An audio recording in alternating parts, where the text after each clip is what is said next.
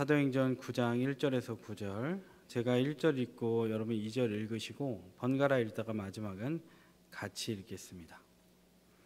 사도행전 9장 1절에서 9절입니다.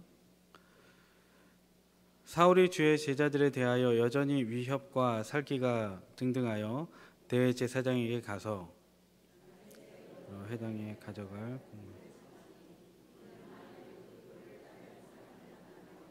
남녀를 막론하고 결박하여 예루살렘으로. 사울이 길을 가다가 다메섹에 가까이 이르더니 후련히 하늘로부터 빛이 그를 둘러 비추는지라. 땅에 엎드러져 들으매 소리가 있어 이르시되 사울아 사울아 내가 어찌하여 나를 박해하느냐 하시거늘. 대답하되 주여 누구시니까? 이르시되 나는 내가 박해하는 예수라. 행할 것을 내게 이를 자가 있느니라 하시니. 같이 가던 사람들은 소리만 듣고 아무도 보지 못하여 말을 못하고 서 있더라. 땅에서 일어나 눈은 떴으나 아무것도 보지 못하고 사람의 손에 끌려 다메섹으로 들어가서 같이 읽습니다. 사흘 동안 보지 못하고 먹지도 마시지도 아니하니라. 아멘. 오늘은 사도행전 9장 1절에서 9절의 말씀을 통해 어둠과 빛의 만남, 어둠과 빛의 만남이라는 제목으로 하나님 말씀 전하겠습니다. 모든 종교가 자신들이 믿는 신에게 나아갑니다. 불교는 삼천번제를 삼천배를 하면서 이렇게 자신을 수행하죠. 이 삼천배는 성철 스님이 생전에 만든 건데 왜 만들었는가 생각해 보면 삼천배를 하면서 모든 우주의 만물들은 다 붓다가 될 수 있다라는 생각을 했기 때문에 이 삼천배를 만들었고, 성철 스님은 자기를 만나러 오려면 그 신도들이 삼천배를 해야지 만나줬습니다. 근데 이제 제가 보기에는 삼천배를 하다가 중간에 그만둔 사람들이 많을 것 같아요. 그리고 삼천배를 하다 보면 자기가 깨닫는 게 있어갖고 불교 신자 입장에서는 굳이 성철 스님을 만나지 않아도 되지 않을까 그런 생각을 해요. 알라를 믿는 무슬림들도 마찬가지예요. 라마단 금식 기간이 있거든요. 라마단 기간에는 해가 떠 있는 일출 시간부터 해가 지는 일몰 시간까지는 먹거나 마시는 일체 행위가 금지되어 있습니다.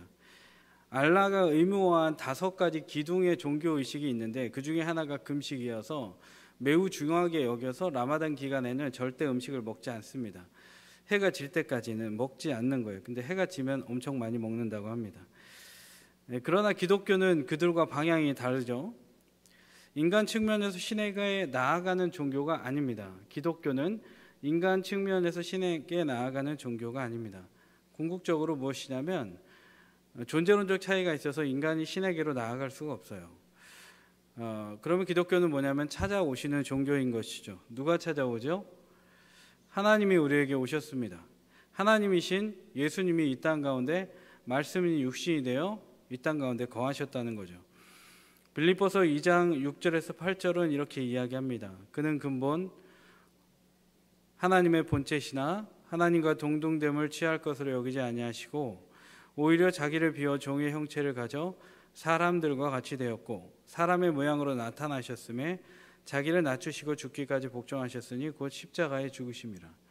그러니까 예수님이 이 땅 가운데 하나님이심에도 불구하고 이 땅 가운데 오셔서 십자가에 죽으셨다는 거예요.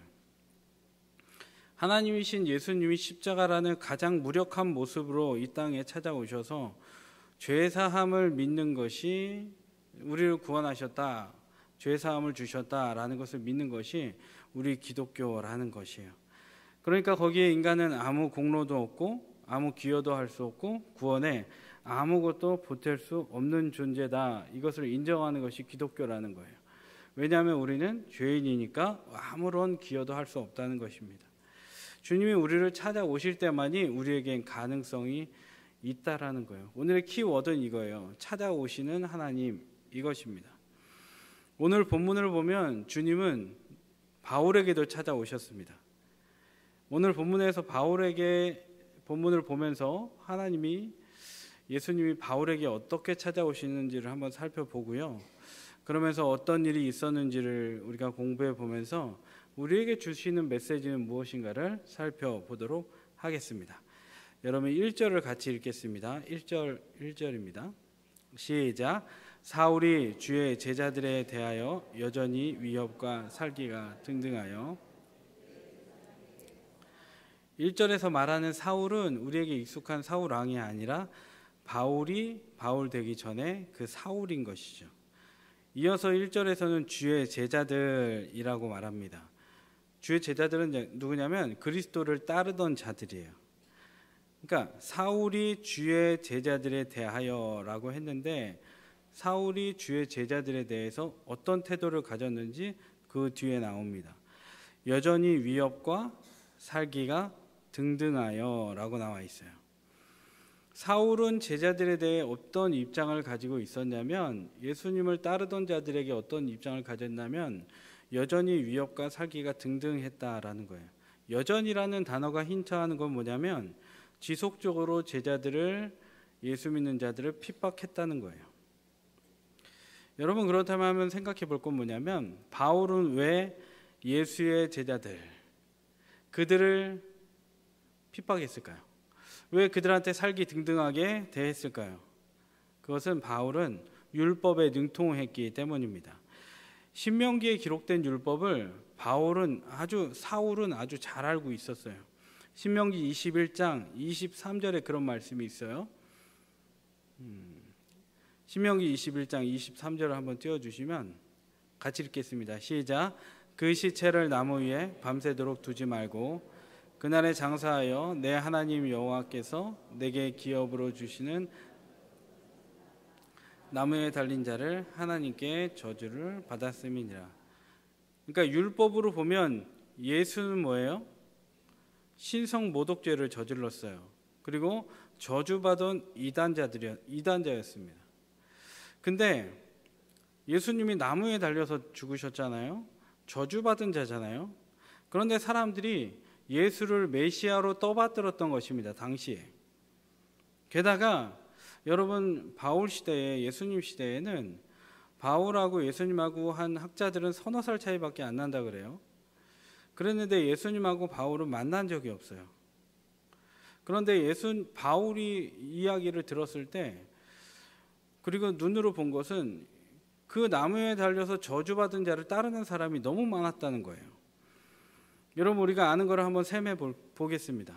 일단 예수님을 따른 자들이 누가 있었죠? 12사도가 있었지 않습니까? 그리고 또 누가 있었죠? 오순절 마가이 다락방에 모였던 몇 명입니까? 여러분 너무 퀴즈가 어려운가요? 12명 제자들 그리고 몇 명이에요? 오순절 120명. 또 몇 명이 있었어요? 예수님께서 부활하신 다음에 몇 명 앞에 나타났습니까? 500명 앞에 나타났죠. 그리고 예루살렘에는 몇 명의 전도대가 있었죠? 70인 전도대가 있었죠. 그러니까 무수히 많은 사람들이 예수를 따랐다는 거예요. 그러니까 공생의 3년 동안 예수를 따른 자, 예수는 나무에 달려서 죽었고 저주받은 자였지만 그를 추종하던 자들은 여전히 남아서 활동을 하는 거예요. 그러니까 이 모습을 바울은 예수님을 본 적이 없지만 얘기해 본 적이 없지만 그를 따르는 추종자들이 여전히 많은 것을 보고 마음에 어떤 것이 일어났을까요? 분노가 일어났겠죠. 왜냐하면 신명기의 율법을 너무나 잘 아니까. 나무에 달린다는 저주받은 자인데 그 저주받은 자를 계속 쫓는 거예요. 여러분 사이비 교주들이 죽었잖아요. 통일교회 문선명이 죽었잖아요. 근데 그를 따르는 자들을 볼 때 너무 불쌍하기도 해요. 근데 그러다가 마음에 화가 나기도 해요. 어떻게 저들은 저럴까? 그리고 예수님을 따르던 자들은 율법 안에 들어오지를 않는 거예요. 복음 안에 있는 거예요. 그러니까 바울은 율법에 능통한 자요, 가말리엘의 문화생이요, 로마 시민권자요, 어렸을 때부터 율법으로 똘똘 뭉쳤던 자요, 바리새인이요, 유대인이었는데 이 사람들을 보니까 예수 안에 있고 복음 안에 있으니까 그게 너무 싫었던 거죠. 그래서 바울은 그들에 대하여 분노했던 거예요. 그래서 바울은 이런 행동을 했습니다. 당시에 2절을 같이 읽겠습니다. 오늘 본문 2절입니다. 시작.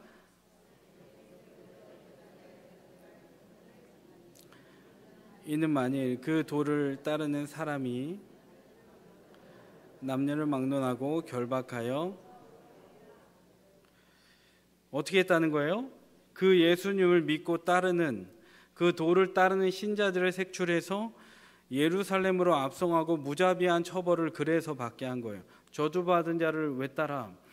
왜 율법을 안 따라? 이렇게 하면서 너희들은 왜 달라? 라고 하면서 오늘 사울은 그들을 잡아서 예루살렘으로 보내서 처벌을 받게 한 거죠. 그랬던 악한 이 빌런 같은 이 사울을 예수님께서 다메섹 도상에서 초자연적으로 만나 주십니다. 3절과 4절입니다. 같이 읽겠습니다. 3절과 4절 시작. 사울이 길을 가다가 다메섹에 가까이 이르더니 호련히 하늘로부터 빛이 그를 둘러 비추는지라. 땅에 엎드러져 들음에 소리가 있어 이르시되 사울아 사울아 내가 어찌하여 나를 박해하느냐 하시고. 길을 가던 바울에게 주님이 초자연적인 빛으로 찾아오십니다.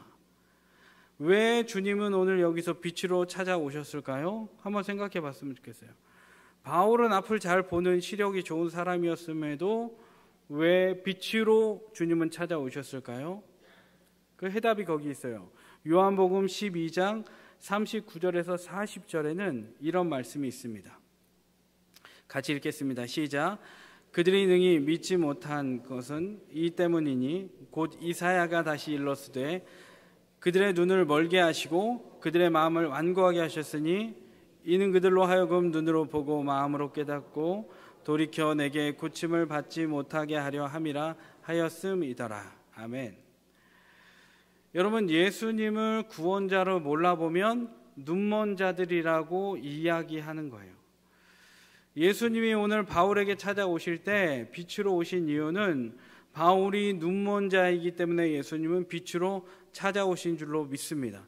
그러니까 사울도 오늘 예수님이 구원자인 것을 몰랐으니까 바로 사울은 눈먼 자인 것이에요. 멀쩡한 육신으로는 세상을 당당하게 살아왔습니다. 가질 것 다 가졌습니다. 그런데 그 눈으로 예수님을 믿는 자들을 다 잡아 가뒀다는 거예요. 그게 영적으로 눈먼 자들이고 예수를 방해하는 자들이라는 거예요. 그런 사울을 주님은 그냥 내버려 두지 아니하십니다. 사울에게 있는 어둠을 밝히고자 예수님은 말씀하시죠. 4절에서 이렇게 얘기했잖아요. 사울아 사울아. 부를 때 예수님은 어떤 마음으로 불렀을까요? 사울아 혼내듯이 했을까요? 저는 다급하고 애타게 불렀을 것 같습니다. 여러분, 설교를 통해서 많이 들어보셨겠지만 성경에서 한 사람의 이름을 호명할 때 반복해서 연속해서 부르는 것은 애타게 찾을 때, 호명할 때 간절한 부름으로 찾는다고 하는 거예요. 오늘 주님은 그런 예수를 배반한 자, 예수를 반대한 사울을 보고 안타까이 여기면서 사울을 부르는 거예요. 사울아, 사울아. 자, 주님의 음성을 들은 사울의 모습이 나옵니다. 8절 9절의 모습입니다. 8절 9절 읽겠습니다. 시작. 사울이 땅에서 일어나 눈은 떴으나 아무것도 보지 못하고 사람의 손에 끌려 다메섹으로 들어가서 사흘 동안 보지 못하고 먹지도 마시지도 아니하니라. 주님의 호명에 그는 일어났습니다. 그런데 웬걸요? 아무것도 보이지 않는 거예요. 바로 눈이 먼 것입니다. 여러분, 영화 히말라야라는 영화를 보셨습니까? 그 영화에 보면 그 산악인 고 박무택 이 대장이 등장을 하는데 계명대 산악회 회원들하고 같이 히말라야 정상을 이렇게 오르는 장면이 나옵니다. 근데 안타깝게도 그 팀원들과 하산을 하다가 이 박무택 대원이 대장이 설맹에 걸립니다. 그래서 산에서 최후를 맞이하게 돼요. 설맹이 뭐냐면 그 눈이 하얗지 않습니까? 근데 반사된 이 자외선이 눈에 이렇게 비치면서 눈이 멀어서 앞을 볼 수 없는 거예요. 눈이 하얀데 거기에 자외선이 비추면서 눈에 딱 들어오면 염증이 발생하면서 순간적으로 눈이 멀어버리는 거예요. 그러니까 히말라야 같은 경우에는 8,000m 이상이니까 하늘과 가깝고 햇볕에 가깝게 노출되어 있으니까 그 눈이 멀어버린 거예요. 그래서 괴로워서 눈을 감았다가 떠버리면 칼로 눈을 도려내는 것 같은 아픔이 있을 정도로 설명은 굉장히 무서운 거예요. 그러니까 사울이 이런 거예요.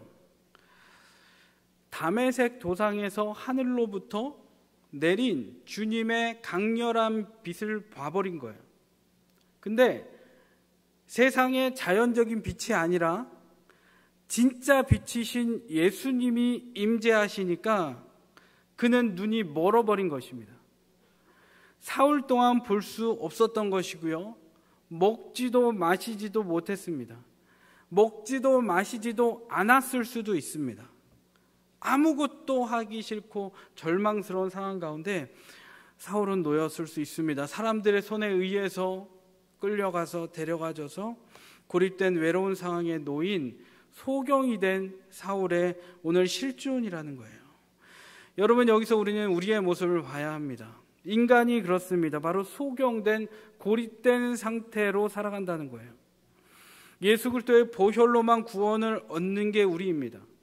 우리 생이 예수 그리스도께 하나님께 견인되어져서 주님께 이끌려가는 것이 우리의 인생이어야 합니다. 이게 참 길이요 진리요 생명입니다. 그럼에도 인간들은 어떻게 살아갑니까? 율법사의 학자였던 바울과 같이, 사울과 같이 자기 힘으로 율법으로 살아갑니다. 사울의 혈기와 살기와 오늘 말씀에 나온 것 같은 위협을 가슴에 품은 채 자기 열심으로 살아가지 않는지요. 우리 실생활을 돌아보면 예수님이 나의 구원자이십니다 라고 찬양합니다. 오늘 찬양한 것 같이 나의 피난처 예수 의지해요 라고 하는데 막상 삶에서는 내게 사건이 오면 급한 대로 일을 처리하기 바쁩니다. 예수님께 물어보지는 않습니다. 내 상식과 마음에 부합하지 않으면 그런 사건이 오고 그런 상황이 오고 그런 사람이 오면 하나님께 묻지 않고 나의 살기 등등으로 위협으로 혈기로 우리는 결정하거나 불평하지는 않는지요. 바로 그런 인생을 사는 우리가 오늘 사울과 같이 눈먼 자라는 거예요. 구원자 예수님을 알아보지 못하니 사울이 예수님을 선택하지 않은 것 같이 우리도 구원자이신 예수님에 대하여 영으로 주님께 교통하지 않으니 우리는 눈먼 자가 아닌지 돌아봐야 한다는 거예요. 여러분, 그렇게 살기 등등한 바울의 인생에 주님은 찾아오셨습니다. 그리고 그를 어디로 이끄시냐면 사막으로 이끌어 가십니다. 그곳은 아라비아 사막입니다.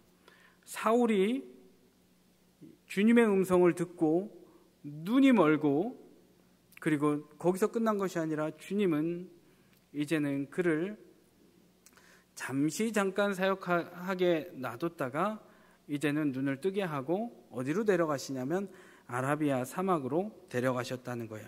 갈라디아서 1장 17절 18절에 나옵니다. 같이 읽겠습니다. 시작. 또 나보다 먼저 사도된 자들을 만나려고 예루살렘으로 가지 아니하고 아라비아로 갔다가 다시 다메섹으로 돌아갔노라. 그 후 3년 만에 내가 게바를 방문하려고 예루살렘에 올라가서 그와 함께 15일을 머무는 동안 바울은 주님의 음성을 듣고 즉시로 사역을 했습니다. 그런데 주님은 이내 곧 그를 아라비아 사막으로 데려갑니다. 정확히 얼마간 아라비아 사막에 있었는지 옛날에 자료들은 다 3년 동안 아라비아 사막에 계속 있었다고 합니다. 그러나 여러 가지 성경들을 맞춰보면 아라비아 사막에 3년만 있었던 것은 아닌 것들을 볼 수 있는 흔적이 많아요. 그래서 아라비아 사막에 얼마간 있고 그리고 다메섹에 조금 더 편한 곳에 얼마간 있었습니다. 중요한 것은 그의 삶은 아라비아 사막에 있었건 다메섹에 있었건 홀로 외로운 시간을 보냈다는 거예요. 지금까지 자신을 지지해줬던 강성 유대인들 바리새인들이 옆에 없습니다. 어떤 지지도 없이 자신을 지켜줄 공동체도 없이 그는 홀로 아라비아로 보내진 것입니다. 바울은 그것에서 뭘 했을까요? 뭘 했을까요? 할 게 없었을 것 같아요. 여러분, 제가 한번 퀴즈 내볼까요? 여러분이 핸드폰을 가지지 않고 아라비아 사막으로 간다고 해보십시오. 뭘 할 것 같아요? 큰일 났죠. 할 게 없어요. 그러나 단지 바울은 할 게 없어서라기보다는 바울은 그곳에서 열심히 기도했을 것입니다. 왜냐하면 주님을 만났거든요. 그뿐 아니라 자신이 정통했던 뭐예요? 구약 성경을 그는 정통했잖아요. 토라, 예언서 정통했잖아요. 그것과 구약 성경과 함께 자신이 들었던 예수 그리스도의 부활, 예수 그리스도의 십자가에 대해서 연관성을 찾았을 것입니다. 여러분, 그 근거가 뭐냐면 바울이 쓴 로마서를 보면요, 이사야에 써 있는 내용들이 중첩되는 내용들이 있습니다. 그것은 뭐냐면 그의 배경 지식인 율법의 예언서였던 이사야서의 내용과 그는 예수 그리스도로 인하여 오직 율법이 아니라 예수로 인하여 구원받을 수 있다는 로마서의 복음의 정신을 함께 만나게 한 연구를 한 것이에요. 그래서 바울은 그 아라비아 사막에서 무엇을 했냐면 열심히 기도하고 열심히 구약의 토라와 그리고 신약의 예수 그리스도의 부활과 십자가를 만나게 한 것을 볼 수 있었던 거예요. 그리고 여러분, 고독함과 쓸쓸함의 대안이 무엇입니까? 공동체잖아요. 고독함과 쓸쓸함의 대안이 공동체이듯이 예수님은 그런 바울에게 찾아오셔서 그의 벗이 되어 주셨다는 거예요. 그러므로 여러분, 바울이 아라비아에서 보냈던 그 시간, 그 몇 년의 시간은 바로 이것이에요. 복음을 전하는 사람으로 무르익게 하는 준비되는 시간이었다는 것입니다. 하나님을 만났으나 아직 무르익지 않았잖아요. 주님을 만났으나 무르익지 않았잖아요. 그래서 주님은 그를 아라비아 사막으로 데리고 가서 그로 하여금 이제는 무르익게 하는 홀로 고독한 시간을 그에게 허락했다는 거예요. 빨리 가려면 혼자 가라는 말이 있어요. 멀리 가려면 함께 가라는 말이 있어요. 혼자보다는 둘이 더 낫다고 하잖아요. 둘이 누우면 따뜻하지만 혼자 누우면 춥습니다. 세겹줄은 끊어지지 않습니다. 이게 뭐예요? 협력하면서 살라는 지혜의 말들이죠. 그러나 주님은 때로는 하나님의 사람들을 따로 떼어서 아라비아로 보내십니다. 아멘이십니까? 모세는 광야에서 몇 년 있었습니까? 40년 있었습니다. 예수님은 광야에서 며칠을 금식했습니까? 40일 있었습니다. 이스라엘 백성들은 광야에서 몇 년을 헤맸습니까? 40년을 헤맸습니다. 왜 그렇게 따로 떼어서 하나님의 백성들, 하나님의 사람들, 그리고 예수님은 그렇게 따로 떼어져서 따로 떼어 놓아질 수밖에 없었을까요? 그것은 따로 떼어 놓아질 때 주님께 몰입할 수 있기 때문입니다. 여러분, 우리도 마찬가지예요. 예수님을 만나잖아요. 그러면 반드시 외로움의 시간을 거쳐야 됩니다. 그 시간을 거치면서 무엇을 해야 되냐면 성경을 묵상해야 되는 거예요. 기도에 집중해야 되는 거예요. 나 홀로 예배하면서 삶에 집중하는 것이 그리고 그것에 진심을 다할 때 구원받은 자로서 성화를 이루어가고 견인되는 삶일 줄을 믿습니다. 그러면서 우리가 무르익어져 가는 거예요. 여러분, 하나님하고 같이 이렇게 교제하면서 내공을 다지는 시간에 투자를 많이 하는 사람이 있잖아요. 그 사람하고 하나님과 교제하면서 내공을 다지는 시간을 별로 중요하게 생각하지 않게 생각하고 이렇게 살아가는 사람들의 스케일은 여러분 다를 수밖에 없습니다. 왜냐하면 하나님과 함께 있고 하나님과 독대하는 시간보다는 이 사람들과 함께 있는 것이 좋은 사람들은 누구의 영향을 많이 받을까요? 사람의 영향을 많이 받습니다. 여러분, 사람들이 모이면 대부분 뭘 해요? 남 얘기하잖아요. 여러분, 셋이 얘기하다 화장실 못 가시잖아요. 내 얘기할까 봐. 그 어떤 분은 당당하게 얘기하시라고 내 얘기했지 이렇게 하시더라고요. 때로는 판단합니다. 때로는 정죄합니다. 좋은 소리 잘 안 나갑니다. 마태복음 23장 13절에 화 있을진저 외식하는 서기관들과 바리새인들이여 너희는 천국 문을 사람들 앞에서 닫고 너희도 들어가지 않고 들어가려 하는 자도 들어가지 못하게 하는도다의 인생을 우리는 사람과 벗하면 살 수밖에 없는 죄인의 속성을 가지고 있다는 거예요. 여러분, 그러나 하나님과 독대하는 사람의 인생은 아까 말씀드렸죠. 스케일이 완전히 다릅니다. 때론 고독과 외로움과 쓸쓸함 가운데 놓입니다. 사람들을 멀리 하니까요. 의식적으로 거리를 두니까요. 늘 그러면 그것이 문제가 되지만 하나님이 더 소중해서 하나님과 가까이 하면 외로울 수도 있습니다. 그게 현실이에요. 그러나 그 가운데 생각해 보세요. 하나님이라는 분, 저는 오늘 찬양할 때 하나님이시여를 샬롬 찬양 내가 찬양했는데 벌써 은혜를 받아버렸어요. 하나님이시여에. 그 하나님, 존귀하신 하나님께 묵상하고 기도하면 우리는 누굴 만나는 순간이에요? 하나님을 만나는 거예요. 하나님은 완전하세요. 하나님은 사랑이세요. 그러니까 하나님을 만나면 그 하나님께 우리가 공급을 받으면 우리는 어떤 사람이 되는 거예요? 사랑의 사람으로 하나님이 빚어주시고 무르익게 하신다는 거예요. 그러니까 우리의 결론은 결국은 어떻게 되는 거예요? 차원이 다른 삶을 살아가게 된다는 거예요. 예레미야 33장 3절에 이렇게 말하죠. 너는 내게 부르짖으라 내게 응답하겠고 내가 알지 못하는 크고 은밀한 일을 내게 보이라고 말해요. 너는 나한테 부르짖어라 기도해라 이렇게 얘기하는 거예요. 이게 뭐냐면 부르짖으라는 말은 히브리어로 카라거든요. 카라는 절규하라는 거예요. 이 절규는 뭐냐면 타는 듯한 목마름으로 무릎 사이에 머리를 박고 기도했던 에스겔 같이 기도하는 거예요. 자녀를 잉태하고 싶은데 자녀를 못 낳았던 한나같이 기도하는 거예요. 근데 이렇게 기도하면 하나님은 어떻게 한다는 거예요? 응답하겠다는 거예요.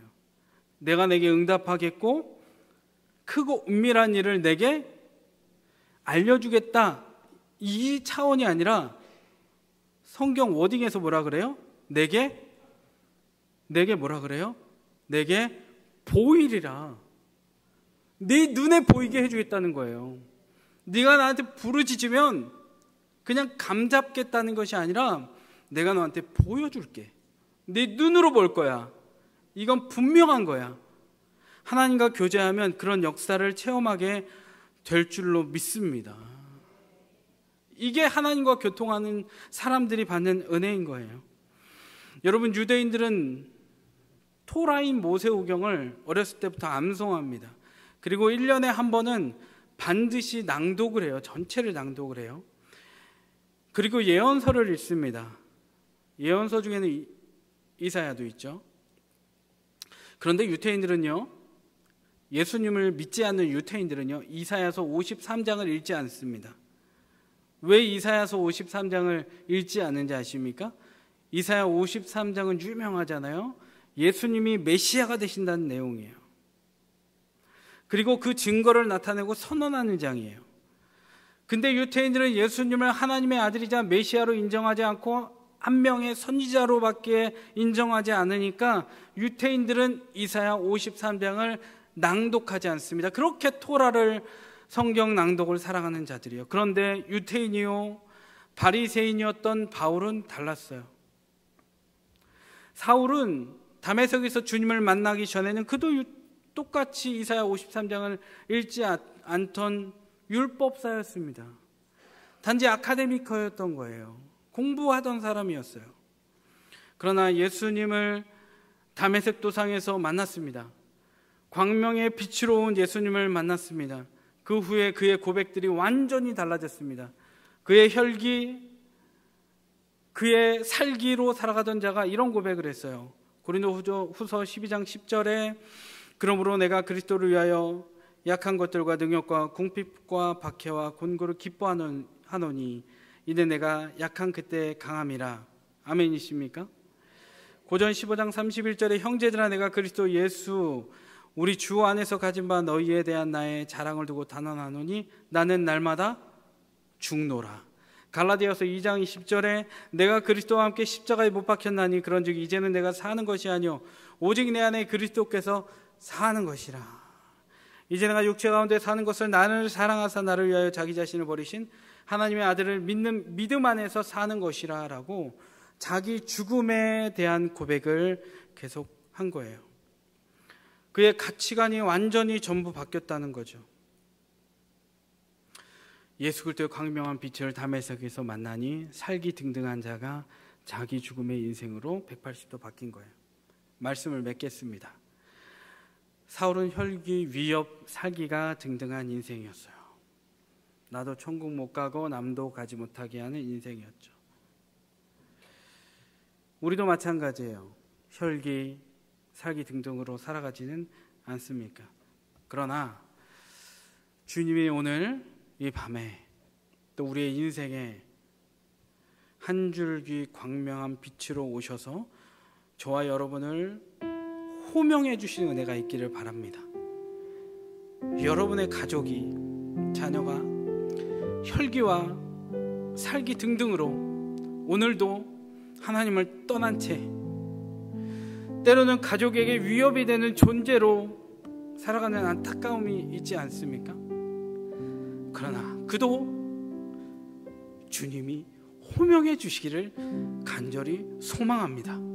그리고 사울아 사울아 하신 것 같이 인생이 바뀐 것 같이 인생이 바뀌어지기를 간절히 소망합니다. 우리는 때로 아라비아 같은 어려움, 외로움에 처합니다. 다메섹 가운데 던져집니다. 그러나 그곳은 외로움의 자리는 주님이 만나자고 불러주신 장소입니다. 그러므로 우리는 홀로 주님과 독대하는 자리를 즐겨해야 할 줄로 믿습니다. 사람보다 하나님과의 만남 즐겨하는 인생이 되어야 할 줄로 믿습니다. 바로 그 혼자 선 때 주님께 가라 부르짖음으로 말미암아 주님의 응답을 내게 보이리라 우리 인생에 보여주시는 축복을 허락받기를 간절히 소망합니다. 하나님과의 교제 가운데 구원자 예수님을 만나는 축복이 사울에서 바울로 변한 것처럼 그 인생 우리가 되기를 간절히 소망합니다. 마지막으로 찬양하겠습니다. 눈을 들어 주를 보라.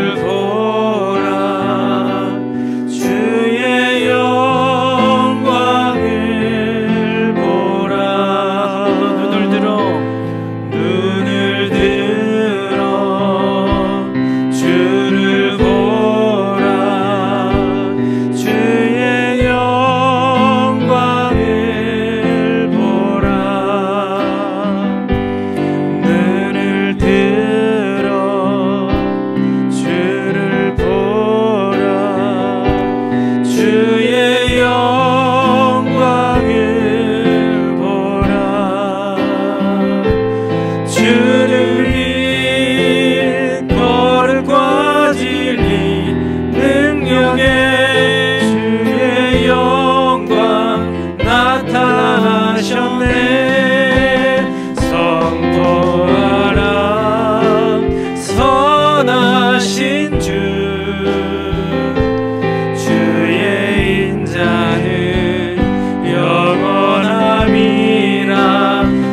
선포하라 선하신 주의 인자는 영원함이라 선포하라 선하신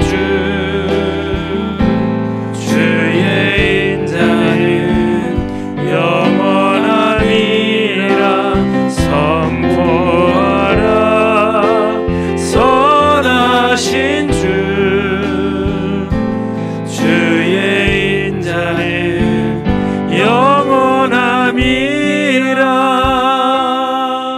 우리 다 같이 기도하실 때 주의 인자의 빛을 우리에게 비추소서. 사울이 바울 된 것 같이 내가 변화되고 거듭나고 아버지여 새로운 인생 살 수 있도록 주의 빛을 내 삶에 비춰 주옵소서.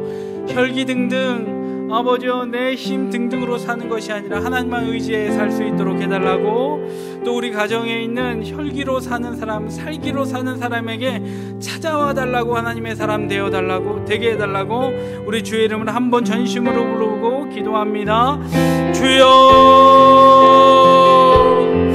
아버지 하나님, 살기 등등으로 살았던 저입니다. 내 힘으로 율법으로 살았던 저입니다. 아버지 교만하고 아버지 하나님, 아버지여 사람들을 천국 보내는 것을 막고 아버지 나도 천국 가는 것을 막았던 죄인임을 고백합니다. 사울을 만나 주셔서 바울로 변하신 것처럼 아버지여 나에게도 주여 아버지여 다시 한번 오셔서 광명의 빛을 비춰주시고 눈먼 나의 눈을 뜨게 하셔서 아버지 아라비아 사막으로 타진에서 걸어가게 인도하여 주옵소서.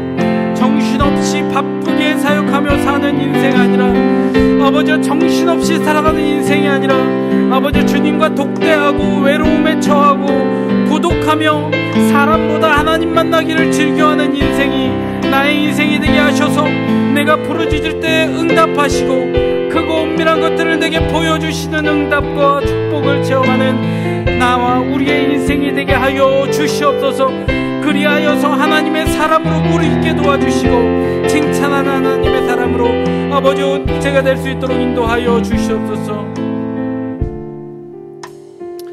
하나님, 살기 등등으로 살았던 저희고 우리입니다.